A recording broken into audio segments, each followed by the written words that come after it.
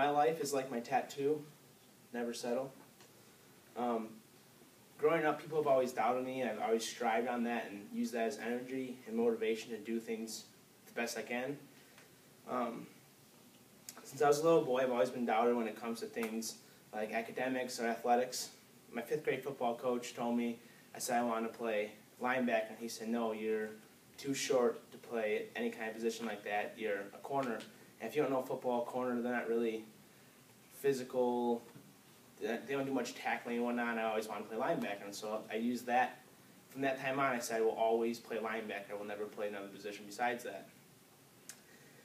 Since that moment in my life, I've always had a drive and a motor that I've never been able to put a name to it. It just is what it is. And that's, people realize that, and I am that motor and that drive. And then my freshman year of football, I had a freshman football coach. His name was Coach Storman, and he came in, and he was the same way, and he had this motto he came up with called Never Settle.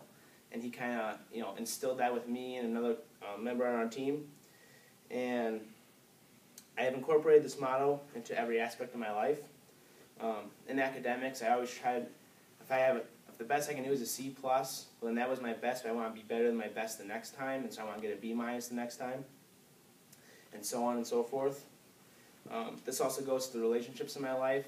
I feel like if I'm going to have a relationship with anybody, a friend, my parents, siblings, cousins, a girlfriend, then I should put 100% into that, or there's no reason even to have a relationship. I try to make this motto known and encourage other people to think of it and actually use it if they want to. I plan on taking this motto into my career and try to change the world one person at a time with the motto Never Settle. I want to be a special ed teacher when I get older, and I believe that this is a good motto to have when working with these kids because, for instance, when I was in 7th grade, there was a girl named Brooke who, she had Down syndrome. She went to my grade school, and she said she couldn't talk much. She couldn't, she was very quiet. Wasn't social at all. Could barely walk, and she was just didn't come up in a good home life. And finally, I got her in a good school up by me, and I went all throughout high school with her. And so we went from 7th grade Brooke to senior year, where she's at the special ed prom, and she's teaching me how to polka on the dance floor. And so that's one thing, she never settled for just being, just passing her through school, and I plan on doing that too. I want to get to know each and every one of my students and actually help them, not just get them by, throughout school.